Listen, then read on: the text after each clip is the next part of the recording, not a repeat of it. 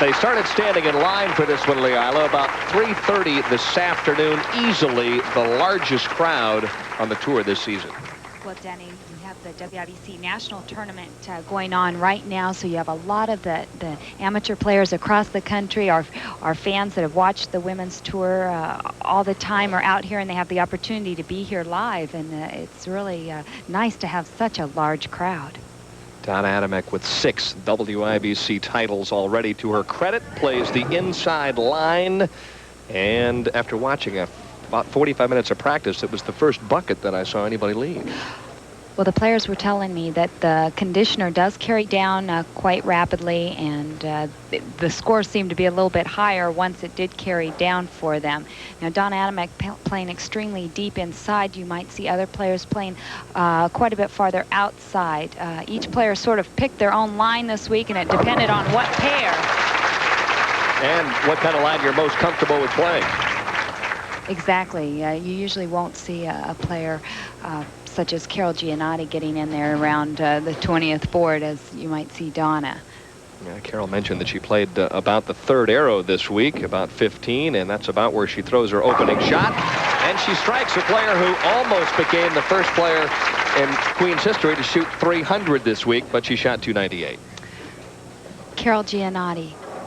A really nice basic game here. She takes 5-step approach. Now, her backswing is relatively shoulder high.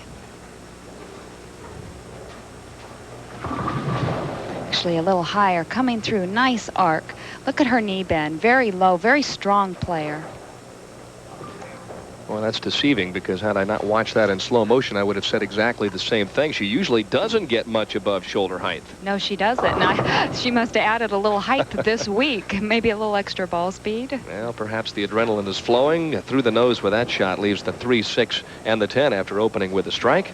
This young lady has made it to the championship round finals 3 years in a row in this tournament, and the odds against that are just staggering.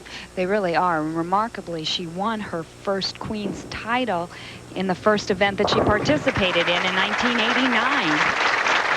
Spare up in the second for the young lady from Perth, Australia. Donna Adamek goes back to work on the right-hand lane. Championship round pair this week, lanes 15 and 16. I figured it out. Maybe Carol doesn't realize how hard it is to make the telecast 3 years in a row. Nobody's ever told her this event is that difficult. Well, she bowled 40 games in this tournament because she lost early on, and everybody realizes this is a double elimination tournament. If you lose your first match, doesn't mean you're necessarily out of the tournament. That's right. She bowled those 40 games in the last 2 days. 20 games on Tuesday, 20 games on Wednesday. And if you add up all the practice balls in there, you have to add on 6 more games to those 2 days. So she's with those broken fingers too. She's a little bit hurting there.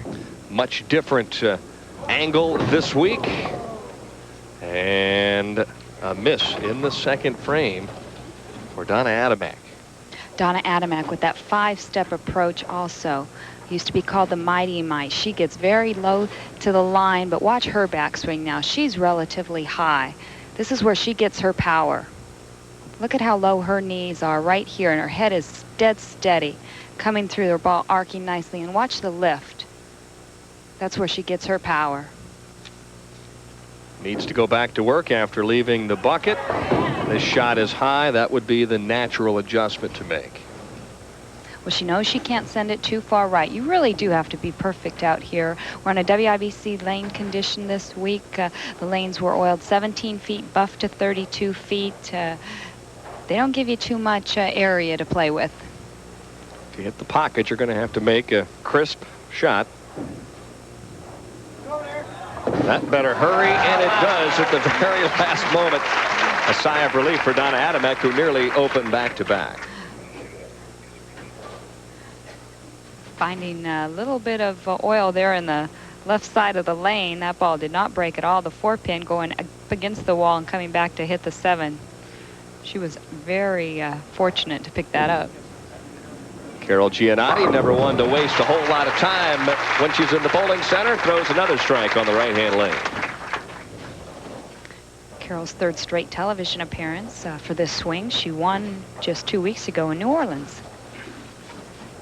All that with a fractured bone in her bowling hand. It's incredible what's happened to her over the last month. Well, she felt really good about her appearance last week. Said she bowled an excellent game, but Jackie Sellers just bowled better. Oh, a great view from the top of the bowling center, and Carol Gianotti likes the view from the foul line because it's a double.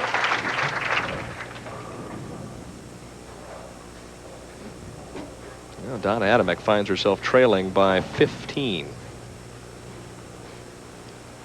Take a look at her reaction. She's trying to say, come on, hit it light. Yeah. She's into this. Yeah, she's a very animated player. You're going to know how she feels most of the time. Not with this one, however. Donna Adamek, always all business, always focused. Whether it's the first game of the tournament, Leila, or the last.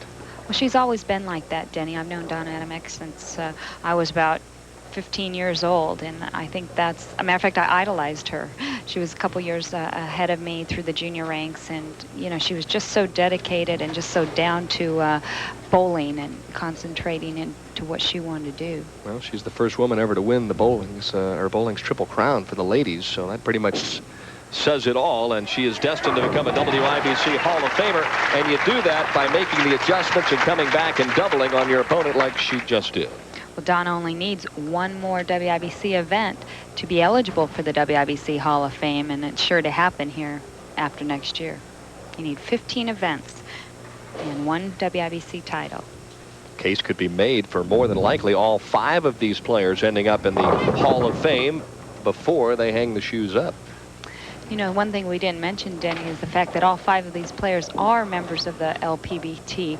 Normally with 3/4 of the field, 75% of the field are amateurs, and not one of them made it into the top 5, and that is very unusual for us to see in the Queens event. I think that's part of the fun of this event for me, is to come in every year, and there's usually, as you mentioned, an AM or 2 that ends up qualifying for the telecast, and for them, it's obviously the most exciting night of their lives, and you get a chance to meet some people that never thought that they would get to the championship round, and most of the times they perform pretty well. They do, and with the format, it's really luck of the draw, and a lot of the pros end up beating each other out if they get all thrown in the losers bracket, and that's sort of what happened this year early on. It was a very big, very strong losers bracket. Mm-hmm. Extremely difficult spare here. She wants to hit left of this 2-pin, but unfortunately she has the 8-pin back here, but she could do it. She could slide him over. Their 8-pin stayed on. Well, she did that, but the 8-pin just wouldn't disappear. So it's an open frame in the 6th for Carol Gianotti.